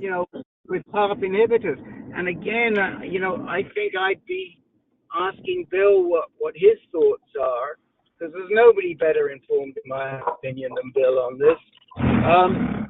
But I mean, in a sense, if you're sitting there with prostate cancer and you suddenly find that you're BRCA2, it's not a bad thing, because there's a lot of stuff going on for treatment. God forbid it becomes more advanced. I mean, right now, I don't even know whether there's any trials out there for people who are BRCA2, who are BRCA positive, to take PARP inhibitors early. We know a lot of people in that field. Jim McCoy's BRCA2, and he has low-level disease like yours, and he's very, very knowledgeable. I mean, he goes to all these inherited cancer. By the way, I just give a plug to everybody on the call that I think we're going to be starting an inherited cancers call in probably March 1. Bill Burhans and Jim McCoy have decided they would like to do that, and it would be to discuss the sort of thing we're talking about with Peter right now. But anyway, Peter, I think I would be encouraged in a sense, because it opens out a whole new area for me, a whole new sort of possibilities. That's it. Oh, Len, why did you interested as to whether it was mild or somatic? Did anyone hear what he said? Yeah, why did you want to know if it was germline or somatic? Why did I want to know? Yeah. Well, of course, if it was germline, that makes him a prime candidate for olaparib. Right. Whereas if it was somatic, then once again, he needs to have a conversation with Bill, because having a mutation doesn't necessarily mean that it's a driver mutation, the mutation that's driving the cancer. Okay. So Okay. yeah, so you need, and I'm not sure. Maybe you remember, Rick. I think wasn't Bill recently telling us that they're just now discovering ways to determine whether or not a mutation is a driver mutation or not? Somebody was. I remember just reading about it. Yeah. It's a little above my pay grade. I'm not sure I really understand if it isn't a driver. I mean, my understanding was if it isn't a driver mutation, you can still benefit from taking a drug that addresses it, but not as much. Right. But I'm not sure. Guys, I'm gonna sign off now. But thank you so much for covering the call, and I'll call one of you later, and I'll try and remember to follow up with everybody a little bit later that I promised to do, as long as my memory holds out. Okay. Happy New Year, Good Rick. night. Happy New Year, everybody. Happy New Year. Before we go on, Lynn, we have somebody else on the telephone. Sure, go ahead. Jay Kern in San Francisco. Hi, Jay. Hi, Jay. Hi. Hi. You have anything you want to talk about tonight? Yeah. Are there people ahead of me? I think we're caught up. I believe we caught everybody that had something to say. Yeah. Okay. Did we miss anyone? Oh, go ahead, Jay. Yep. You have the floor. Okay. I just got off the phone with a doctor in Sydney, Australia, and she does LU-177, and she suggested that I do some doxycycline. I wouldn't have to go all the way through with it, but just to knock my high PSA down, and then she wants me to get a PSMA. I think it's gallium-68 PET scan, and she talked about a reading that would be above 15, and that would be favorable. She said, I don't know if you guys have ever heard of it, SUV.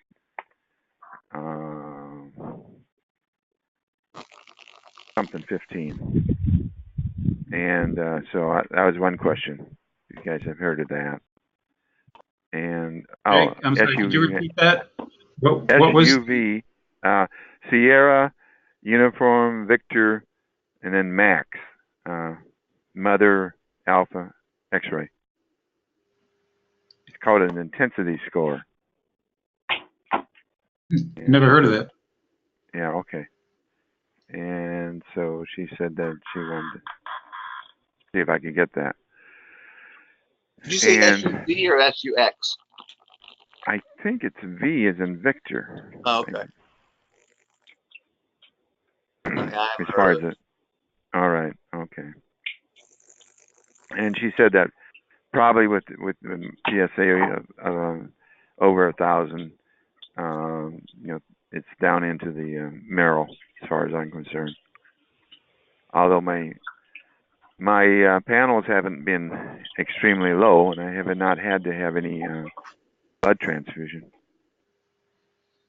So my choice is to go further with that. She knows Tom Hope. She knows Dr. Tom Hope of UCSF, or to continue on and try to start the BAT, bipolar androgen therapy. So that's it. Those two questions. Okay. I just did a quick and dirty Google search on this SUV Max. It's actually MAX. So it stands for standardized uptake values, maximum. All right. And I'm reading here, it says the use of standard uptake values is now commonplace in PET-CT oncology imaging and has a specific role in assessing patient response to cancer therapy. Ideally, the use of SUVs removes variability introduced by differences in patient size and the amount of injected, well, in this case, FDG, which is an imaging agent, but I imagine it could be any imaging agent. So it sounds like a good thing. They want to get about the music. Go ahead. No, go ahead. This is Jay Curran again. She talked about using a different ligand. I didn't follow that, and the ligand was INT, and I'd never heard of that before. Has anybody ever heard of that? That's International Nancy Tax. Yeah. INT. Taxes and pay your taxes. Say ligand. Ligand. Yeah, ligand. Yeah, I think that's what you called it. Now, was she talking about that in reference to the lutetium? Yeah, well, PSMA, but yeah, I think it was PSMA. I think she was trying to explain it to me like there's a receptor and something latches onto the receptor, and that's how they measure. Yeah, it's probably PSMA. That's how they measure where it's at.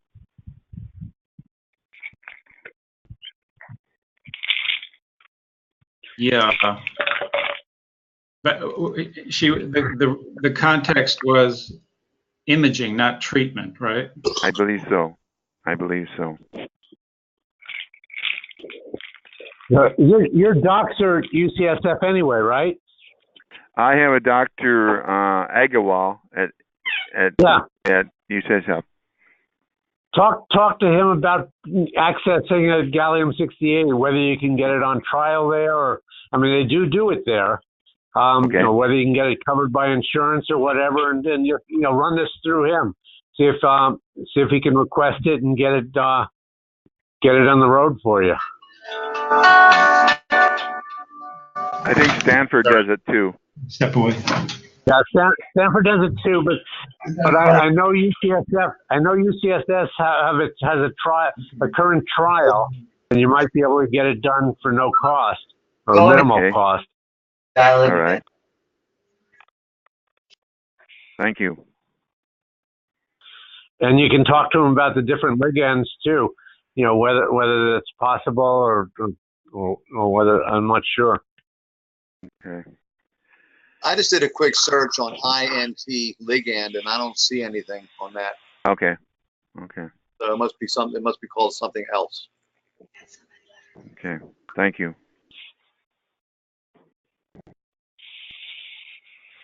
So she scared me.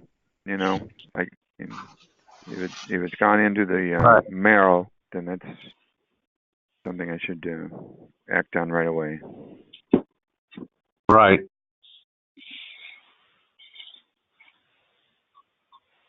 You talked about bright spots. That was good to see a bright spot in the scan. Might indicate that the uptake could be better. Good. Okay. Thanks. Yeah, Len, I'm not home right now, but Len can give you the name of the person who runs the trial. The nurse practitioner runs the trial at UCSF for the gallium-68, and you can talk to her pretty directly. She's very accessible. Her name is Raven Smith, and and she can give you some insight into things. And I think the doctor who's in charge of that trial is named Hope. Hope is his last name. So Dr. Tom anyway, so I don't know how familiar Agarwal is with this, with the scan, with the imaging department, but you certainly can get access to this. Okay. I know Hope and Agarwal work together on trials. Right. They will be working on LU-177 whenever it comes. Okay. Yeah. Well, see if you can get a hold of Hope, or at the minimum get a hold of Raven Smith and talk to her. Okay. Yeah, I can send you that info, Jay, but I don't know, Jake, do you have Jay's email, or does he have to give it to us now? I don't have it right at the tip of my I could probably find it, but if you can just give it to us, Jay, it would be better. Just to Okay. It would be ABCUS6, the numeral 6, at yahoo.com. And I can do that phonetically. Alpha, Bravo, Cat, Uniform, Sierra, 1, 2, 3, 4, 5, 6. Okay, got it, Jay. Yeah, I'll send that to you tonight. Thank you. You're welcome. Okay. Did we miss anyone? Is there anybody that has not had a chance to speak that wanted to? I see Ken Anderson has joined us. How about you, Ken? No, I'm just listening in, but thanks. Okay.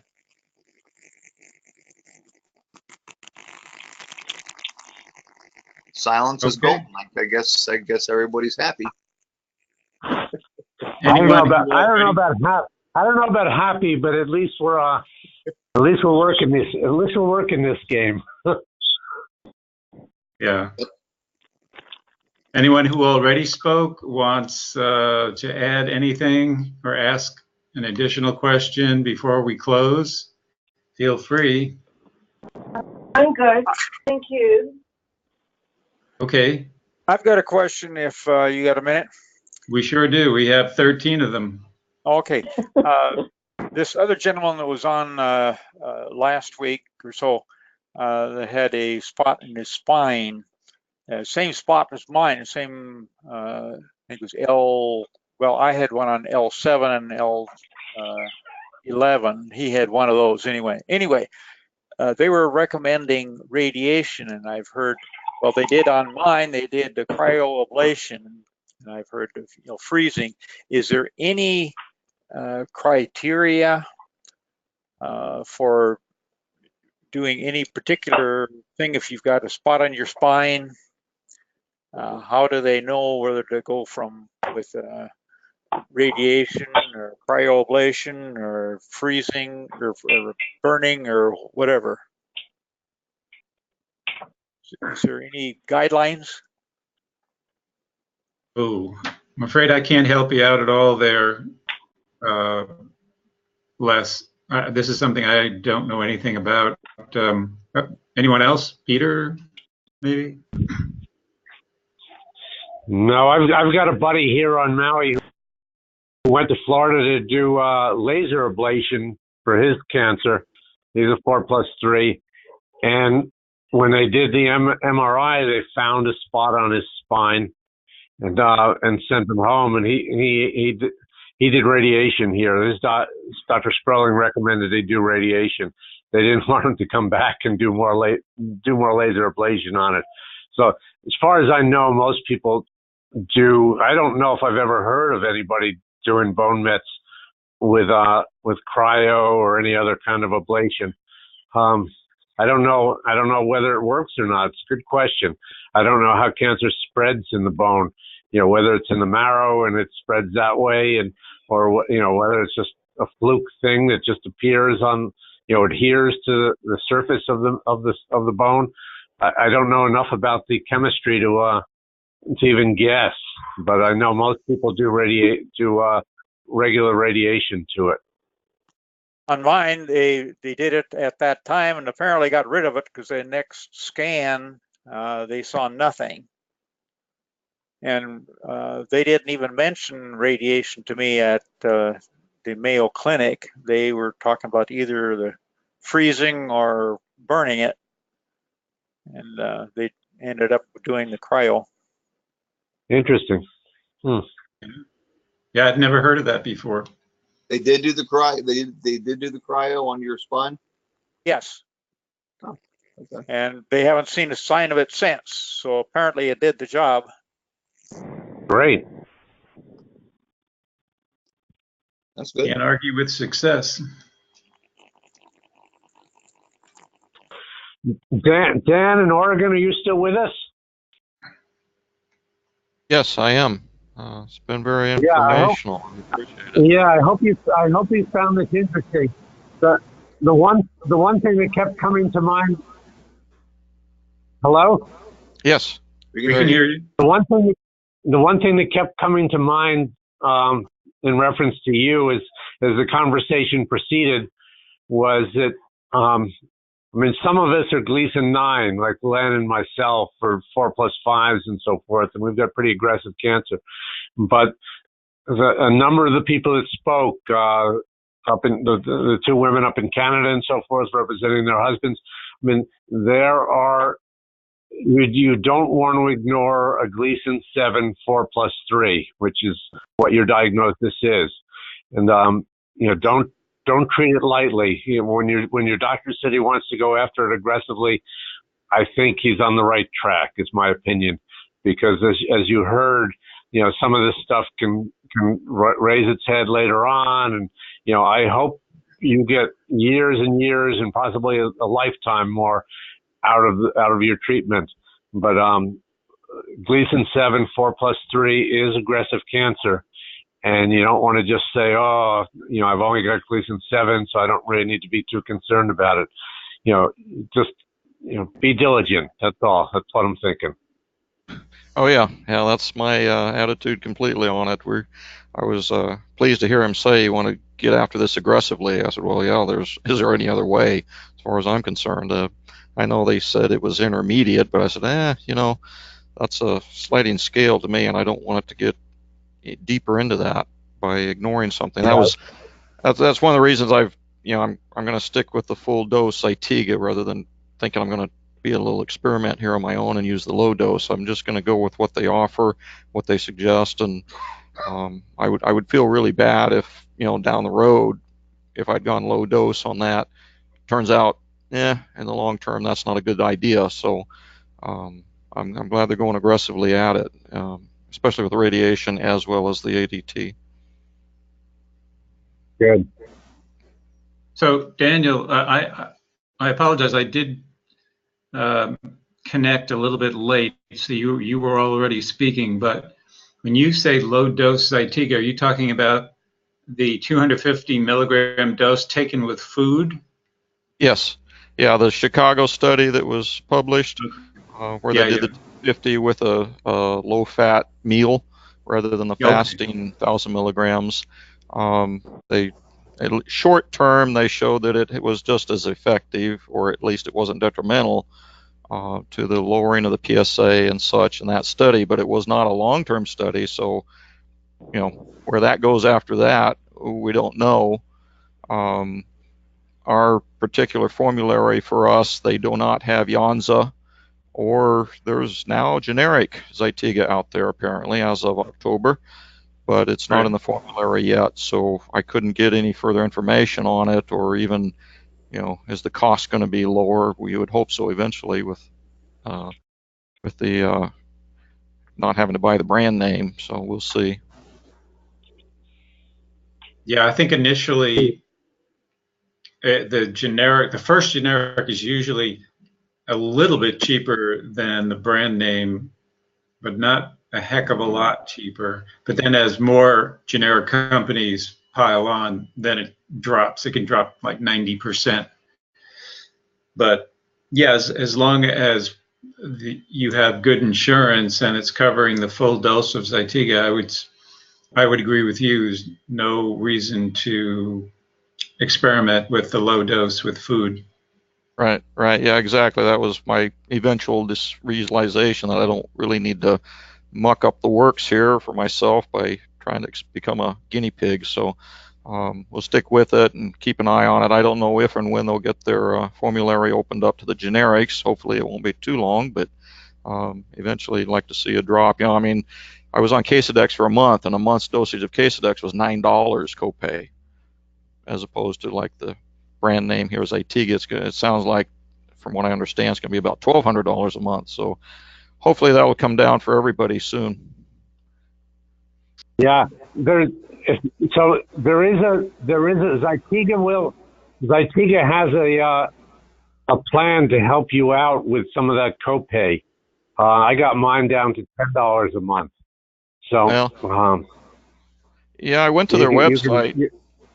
I went to the website, on the suggestion of the doctor and his nurse, and I looked at it, and the first thing it said was for Zytiga, if you are on a government subsidized health care like Medicare or Medicaid, you're not eligible for their discount. And no, I found I was. And you're on Medicare? Yes. Oh, okay. Well, maybe I need to dig into that further, because I filled out their application. I think it's Jason or Janssen Pharmaceutical, and I went through it, gave them all my information, and they came immediately back and said, no, based on our other database information, you're on Medicare and you're not eligible for our discount. I mean, they came right. Okay. Yeah, they came right back with that. You're on Medicare Part D? Yes. Yeah. Yeah, that a lot of times will disqualify you. Yeah, they were very specific that it's only for people who are either uninsured or have, private senior advantage, not on Medicare. Obviously, somebody younger than 65, I suppose. Same with my HMO. They have an assistance plan. They said, oh, yeah, you want to get in on that? Well, it is, as long as your family income is less than $46,000 a year, which it's not, because I'm not retired, so I'm still earning money. So I didn't qualify for theirs either. So it's it's not going to break the bank. It's just sure be nice if it was a little less costly. Well, yeah. So, Dan, send me, my email is Peter K, Peterk, at ancan.org, ANCAN.org. Drop me an email, and I've got a book I want to send you anyway, written by my oncologist, that really gives you the lowdown on every aspect of prostate cancer. It's pretty good. But I also have some. I want to continue this conversation about Medicare and Zytiga and see if I can help you at all. Okay, sounds good. I'll do that. Thank you. Okay. Hey, Peter, didn't Mark Schultz come out with a new edition of his book on prostate cancer? You mean brand new? Yeah, like within the last year. Yes, he did. Yes, it's called The Key to Prostate Cancer, and I've got an extra copy of it, and I'm gonna send it to Dan. Yeah. So have you read it? Oh, it's excellent. It's really good. Okay. Yeah, I think I saw it on Amazon, so I guess I'll order it. I just wasn't sure. Thank you. Yeah, it's really good. And you don't have to read it cover to cover. It's got an index, and you can kind of look at the things that are appropriate for your situation, whether you've got low-grade disease or advanced disease or intermediate or wherever it is, and look at the options and the treatment and the side effects and so forth. It's pretty comprehensive and very readable. And it's written not just by Schultz, but about 30 different experts in the field of various different fields. Right. Yeah, that sounds good. Key to prostate cancer. Remember that, guys. Okay. Sounds like. But Dan, I have an extra copy of it, so as soon as I get your email and your address, I will send it to you post haste. Okay, and that was amcam.org. ANCAN, cancer. ANCAN, ANCAN. Okay, got it. Thank you. I'll send you a note. Good. All right, ladies and gentlemen, it is 8 o'clock, and I think we can close unless someone has any last thoughts. This is Jake. Just let everybody know that if you want to listen to this recording, you can do so by going to the Answer Cancer Foundation webpage. There's a link to YouTube. You'll see a cute little picture of video of me, which links to the actual recording. That should be ready by tomorrow sometime. And also the next meeting for the high risk will be next Monday at 8 o'clock. Hope to see you then. Okay, thanks very much. Good. Appreciate that. Great Thank you very, session. very much. Thanks, Lynn. Thanks, Jake. Okay. Very good session. Thanks, Take care, Lynn. Peter. Thank Thanks. you. Thank Thank you. you. Happy, Thanks, healthy everybody. New Year for everyone. Yep. Yes, Happy and New to Year, you everyone. too. Okay. Okay. Be well. Bye. Thank you. Bye. Bye-bye.